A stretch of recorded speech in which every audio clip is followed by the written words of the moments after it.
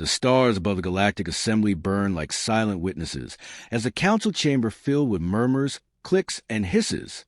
Species from 1,000 worlds had gathered under one dome of obsidian and crystal, seated in concentric rings around a levitating sphere that shimmered with encoded verdicts. At its center, the High Arbiter, a gelatinous being pulsing with bioluminescence, rose to signal silence. "We convene," it intoned, voice translated simultaneously into every tongue. The final motion is clear. The species known as Homo sapiens, humans, are to be enslaved. A ripple of approval passed through the gathered delegates. No one opposed the verdict. Earth's rapid technological leaps, its stubborn refusal to join the interstellar accord, and its unpredictable cultural volatility have been deemed too dangerous. The humans were not to be destroyed, only subjugated. An example to others. Within weeks, the skies above Earth darkened with the shadows of vast interstellar dreadnoughts. Cities fell in silence, cut off from satellites and communications before kinetic strikes vaporized their defenses. Militaries crumbled. Some fought until their last breath. Most civilians were rounded up and transported to labor colonies, mining moons, and orbiting refineries. Earth itself was reduced to a mere waypoint. Its surface scorched and stripped, its people scattered like dust across the stars. But not all were captured. In the icy wastes of Antarctica, within a hidden facility once deemed too remote for strategic value, an experiment had survived. Known only to a handful of Terran scientists, Project Hecate was humanity's last gamble, an attempt to merge human cognition with alien biotechnology salvaged from prior contacts. The prototype was a woman, young, brilliant, and engineered for adaptability. She was supposed to be a bridge between Earth and the stars. Instead, she became its wrath. She watched the invasion from a mountain outpost, her enhanced eyes tracking starships with mechanical precision. She had no name, only a designation, Subject H1. But in the whispers that followed across the labor camps and refugee hives, they called her the Iron Empress. Her disappearance was no accident. While Earth burned, she had gone dark, disappearing into fragmented networks of dead satellites and rebel frequencies. She rebuilt herself, mind, body, and purpose, beyond the eyes of both humans and their new masters. For now, she waited. On the slave world of Takari's IV, where oxygen was thin and the sun never set, a human named Commander Malik bled from the corners of his mouth. Once a Special Forces officer, now a sand hauler for the Vornak Guild. He worked 12-hour shifts moving crystalline or under constant drone surveillance. He had watched friends die of exhaustion, starvation, madness. And yet, despite his hollow eyes and scarred hands, he knelt each night and carved the same symbol into the dirt, a woman's silhouette crowned by a halo of steel. "She's coming," he whispered. Others scoffed, but none stopped him. Rumors spread in the undercurrents of the black markets and war fronts. Ships went missing. Supply routes vanished in systems thought to be safe. Entire garrisons wiped out. The only clue, a coded message carved into command decks. "We remember Earth." The Council dismissed it as terrorism, isolated incidents, fanatics. But Ambassador Keel, a reptilian strategist in the Drazathai Accord, had seen the pattern. In private, he pulled data feeds from the classified archives, comparing anomalies, interrogating survivors. His conclusion chilled his scaled skin. "They are organizing," he hissed during a closed session.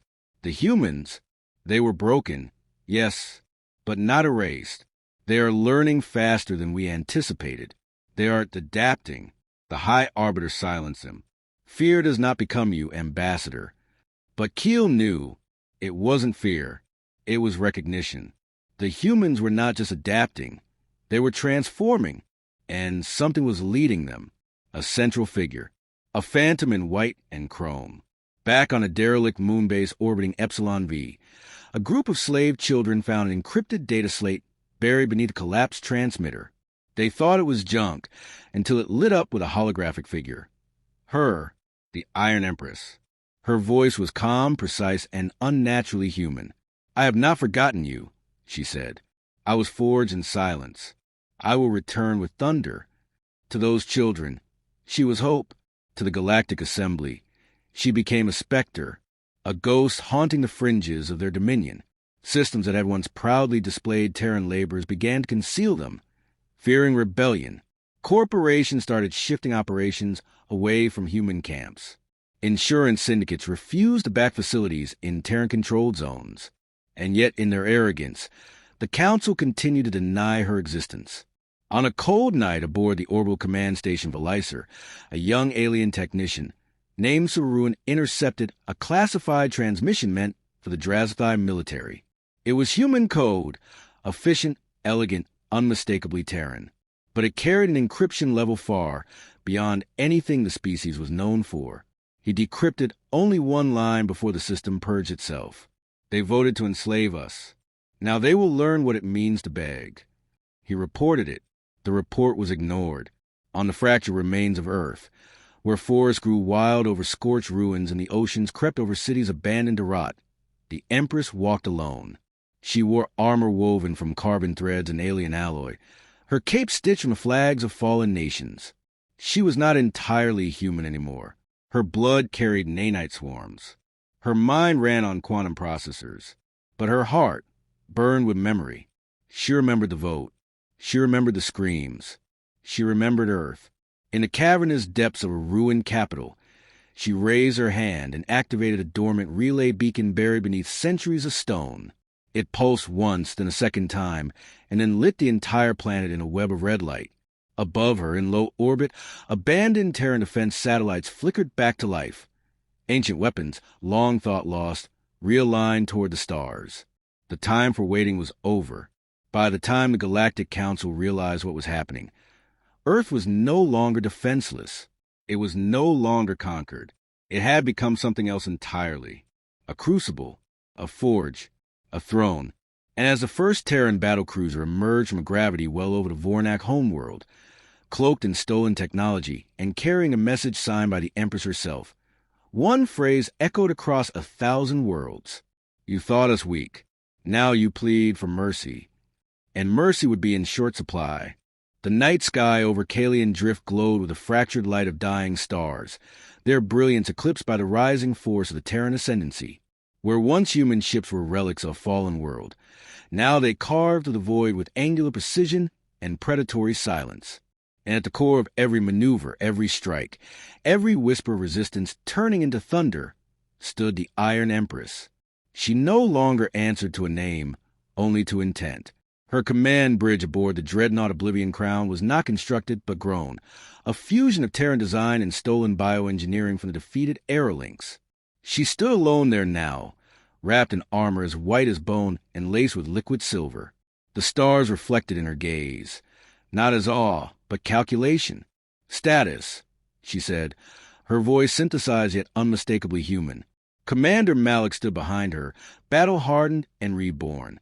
The man who once labored in the dust of Takaris, for now wore command insignia on his shoulder, flanked by officers who had all tasted slavery and vowed never to kneel again. Fleet formation complete, Empress. The obsidian curve is sealed. No escape vectors for the Drazathai. Begin the silence. Malik nodded, and with a gesture, the neural relay flared. Across 3 systems, Terran operatives activated dormant sabotage codes. Communications blacked out. Power grids faltered. Drazathai outposts flickered, then vanished in blinding pulses of plasma. They had underestimated her once. Now they struggled to comprehend her. Her rise had not been declared with flags or declarations, but with fire. She had taken the remnants of humanity, broken bodies, fragmented minds, and reshaped them with purpose. Not all had survived the transformation, but those who did were more than soldiers. They were vengeful legends clad in exo-armor and bearing weapons fused from vengeance and mathematics. Her doctrine was clear. Do not beg for peace if you denied us ours. But not all the galaxy had been complicit. She remembered the few who offered sanctuary in humanity's darkest hour. A species of archivists called the Iskari had hidden Terran children from slavers. A mercenary band of Kravari defected rather than execute prisoners. To them, the Empress extended amnesty. Some even now served in her ranks, living proof that mercy, though rare, had its place. Still, most of the Council species had blood-soaked hands, and she intended to return it to them drop by drop. As the Oblivion Crown crossed into Drazathai territory, the void around it shimmered. A fleet materialized. 12 ships, all bearing the sigils of Earth's conquerors. The Drazathai had rallied. Malik stepped closer. "Shall we engage, Empress?" "No," she said, her voice quiet. "Let them come." The Drazathai opened fire, spears of ionized gas and plasma streaking toward her dreadnought. But the Oblivion Crown did not flinch. Its shields absorbed the impact with silent contempt, and in response, it unfolded. Panels slid apart, revealing internal weapon arrays grown from a hybrid of AI design and organic synthesis. Tendrils of living metal locked into place, and the ship exhaled a beam of light so precise it cut through the Drazathai flagship before alarms could be triggered. The rest of the Terran fleet emerged like predators from the dark, each vessel an evolution of pain turned into purpose. It was not a battle. It was a reckoning. When it was over, only silence remained. Aboard the bridge, Malik turned to speak, but the Empress raised a hand. Her focus had shifted to a small holographic display pulsing in crimson, a call from one of the captured Council worlds. A transmission from Saruan, the young alien technician who had once decrypted her warning and lived. "They're meeting again," he said. "The Council. They want terms." She stared at the flickering projection of the Galactic Assembly, once proud, now desperate.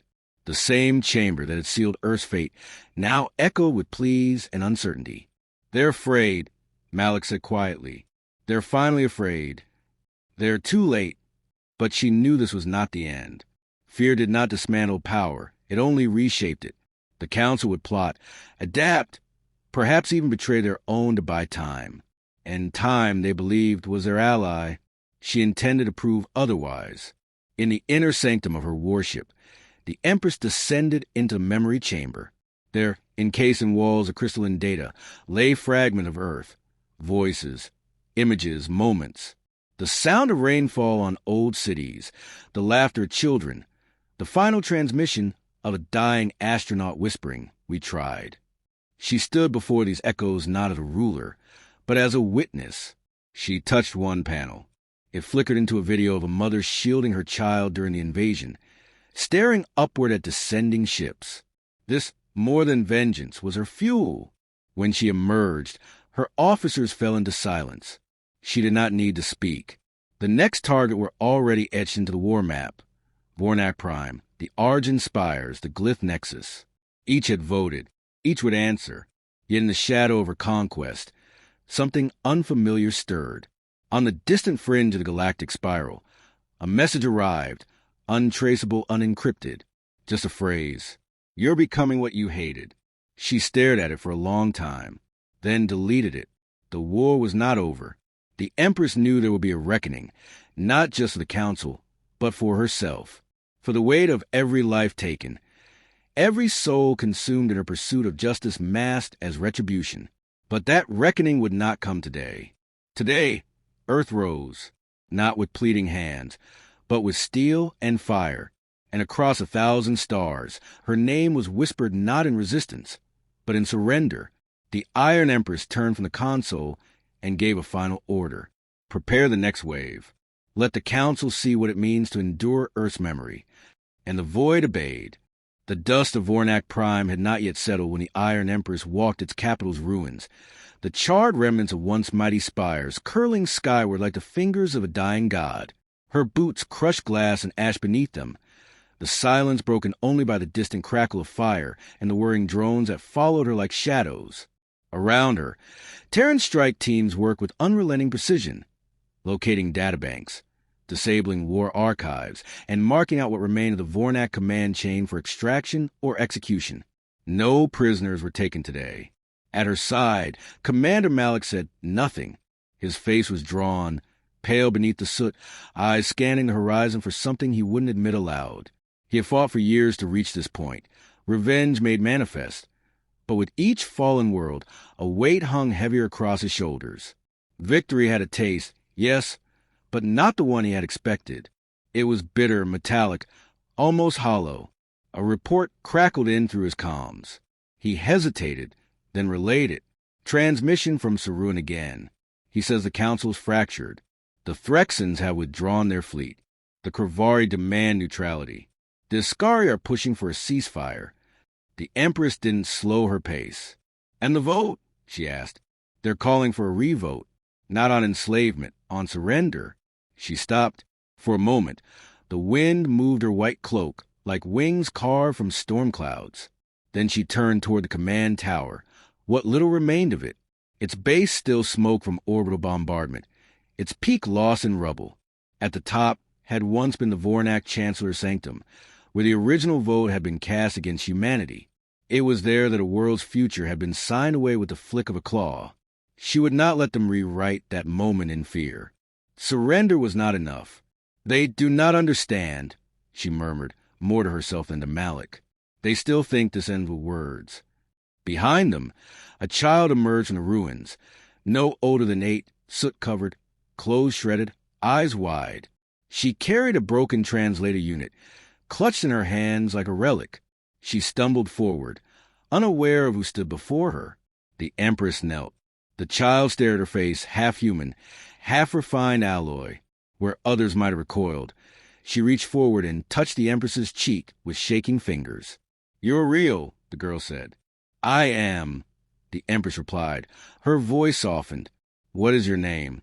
The child hesitated. "Scylla." The Empress glanced at Malik, who immediately motioned for medics. As they rushed forward, she looked into the child's eyes and saw something hauntingly familiar. Recognition, not of her, but what she represented. A force too large to understand, yet too personal to ignore. Scylla didn't need to know the history. She had lived the consequence. As the child was carried away, Malik asked, "What happens when all the worlds are like Vornak, Empress? When there's no one left to fight?" She rose slowly, her expression unreadable. "Then we decide what comes after." It was the closest thing to doubt she'd ever voiced. Elsewhere, in a sealed chamber deep within the neutral Iskari archives, Saruin stood before a group of terrified diplomats. His tentacle-like fingers hovered over a holopad, displaying the updated spread of Terran control systems. In just under a year, the map had shifted. Entire sectors were now coded in red. "She's not just attacking military targets," Saruin said. "She's dismantling our history, our alliances, our idea of order." A Zelthari delegate hissed. "She was wronged, her species enslaved, tortured. Would we not have retaliated? But she's not just retaliating. She's remaking the galaxy in their image." No one responded. "Her vengeance is organized." Saruin continued, more to himself now. "Strategic, but it's also ideological. She's proving that the vote wasn't just a crime. It was a mistake." Back aboard the Oblivion Crown, in a chamber shielded even from her own crew, the Empress interfaced with something older than herself.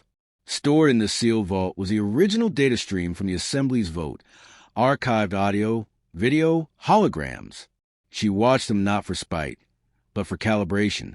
One by one, she replayed the delegates casting their votes. The dismissive sneer of the Drazathai, the casual flick of a tentacle from the Zelthari, the silence from the Iskari, abstaining but still complicit. And then came the voice of her father, a Terran delegate, broken, restrained, bruised. "You're making a mistake," he had warned. "You think we are fragile. But Earth bends, it does not break." They had laughed, and now they screamed. Still, as her warpath widened, fractures appeared, not in the Council, but in her own ranks. Rumors spread of a Terran faction seeking restraint, a coalition of freed scientists and philosophers who believed in reconstruction, not ruin. They called themselves the Aegis. Their symbol, a single unbroken circle, representing unity without conquest. Malik brought her a communiqué bearing their seal. "They want a meeting." She read it twice, then set it aside. "Later. You can't fight forever. Empress. One day the stars will dim and we'll still be burning." She didn't answer, not because she lacked words, but because part of her feared he was right. The next day, the Terran fleet descended on the Glyph Nexus, one of the last strongholds of the original voting council. Defenses were heavy, automated, relentless, but they were built to repel chaos, not coordinated fury. The Empress led the first assault herself, walking through artillery fire as if she were made of light and vengeance. In the heart of the Nexus, she came face to face with Chancellor Kreesh, the first species to propose humanity's enslavement. You should not exist, he stammered, bound in chains the same way humans once were. I exist because of you, she said. He collapsed. Mercy, please. Her gaze didn't waver. Define mercy. He opened his mouth to speak, but she turned away. She didn't kill him. She didn't need to. He would live long enough to witness what became of his legacy. That night, the Terran fleet didn't celebrate. There were no cheers, no speeches. Only silence and the distant echo of old Terran music played softly through comms, a violin mournful and slow. In her chamber, the Empress stood alone, staring at the stars. The war had begun as a storm. Now it was becoming something else entirely. And somewhere in that transformation, she began to wonder, was she still human? Or had she become the very force Earth had once feared? The stars burned low over Sarah's halo, the final council world untouched by the Iron Empress's advance. It floated like a sanctuary carved from crystal and defiance, wreathed in planetary shields, protected by 3 generations of defensive fleets. The council delegates had gathered there in desperation, not unity. Their robes wrinkled and voices trembling, hands ringing over maps now more red than blue. Earth's shadow covered half the spiral arm, and it grew larger by the day. She was coming. In the high chambers of the Assembly Citadel, Saruan stood before them, not as a delegate, but as a final witness. His eyes, sleepless and dim with exhaustion, scanned the faces of species who had once claimed dominion over the weak, who had cast votes with detached elegance as a world screamed beneath them. They will not negotiate, he said flatly.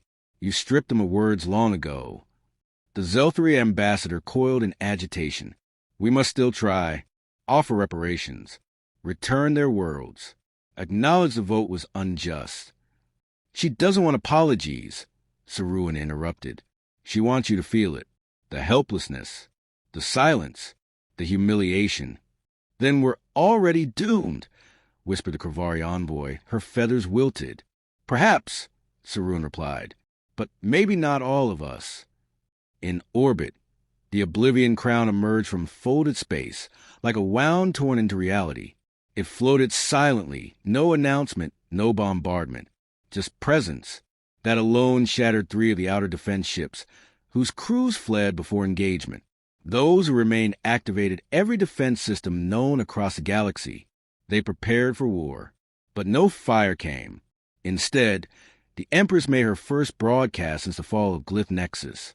Her image projected into every chamber, every screen, every console on Sarah's halo.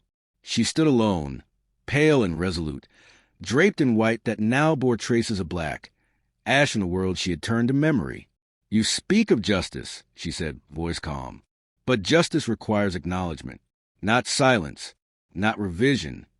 Behind her, the faces of the original vote appeared, frozen in time, condemning Earth to subjugation. You enslaved us, harvested our labor, reduced our art to data, our dead to numbers. She stepped forward. You called us primitive, unfit, and then you taught us the meaning of cruelty. The screen flickered, now showing Earth as it once was, oceans, cities, laughter. Then the chains, the fires, the camps, and then silence. You fear us now, not because we're vengeful, but because we remember. The feed cut, and then she descended, not with armies, not with fire, but alone. A single drop pod struck the Citadel Plaza, carving a crater in polished stone. The Empress rose from the dust as smoke curled from her armor. Drones hovered behind her like specters, recording, bearing witness. Security forces surrounded her instantly, weapons raised. She raised no weapon. She simply walked. Malik followed her, face hard, weapon at his back. No orders were spoken. None were needed. Each step was a statement. No more threats. Only judgment. Council guards parted as she approached the central chamber. Inside, the delegates stood in silence. She looked at them, not as rulers, but relics. Do any of you deny it? she asked. No one spoke. Then you've already lost. The Vornak Chancellor tried to rise, trembling. If you destroy us, you'll replace tyranny with terror. You'll become us. She walked closer, meeting his gaze. No, she said. You never had to earn your pain. We did. He collapsed. But as she turned to leave, another voice spoke, young, firm. It was a ruin. You've won. No one questions that. But what becomes of us now? The ones who watched and did nothing? The ones who tried to help and failed? She studied him. You'll be remembered, she said quietly, not for what you did, but for what you chose not to do. He stepped forward. Then let me choose something now. Let us preserve what's left. Let us help rebuild. Don't turn the whole galaxy into a tomb. The chamber held its breath. And for the first time in years, so did she. Malik broke the silence. We didn't fight this war to become the next council. We fought it to end councils. The Empress raised her eyes. For a moment, she saw not the chamber, but Earth, burning, reborn. She remembered her father's voice, her mother's hands, a child's eyes on Vornak Prime. Then she nodded. You'll disband the assembly, dismantle your fleets, return every Terran's soul still missing. The Kravari envoy spoke slowly. And if we do, you'll live. The vote was immediate, unanimous, not out of principle, but survival. By dusk, Sarah's halo lowered its shields. The Iron Empress stood alone in the plaza, wind moving through her cloak, the silence around her unlike any she had known before. Not a silence of oppression, but possibility. Malik approached. It's over. She didn't answer. Later, aboard the Oblivion Crown, she stood at the window, watching as council banners were torn down across the stars. New ones did not replace them. Not yet. The galaxy was free. But freedom, she knew, was not peace. Not yet. And deep in the void, in archives untouched for centuries, something stirred. Older than the assembly, older than Earth's pain. Something that had been waiting. The war had ended. The story had not.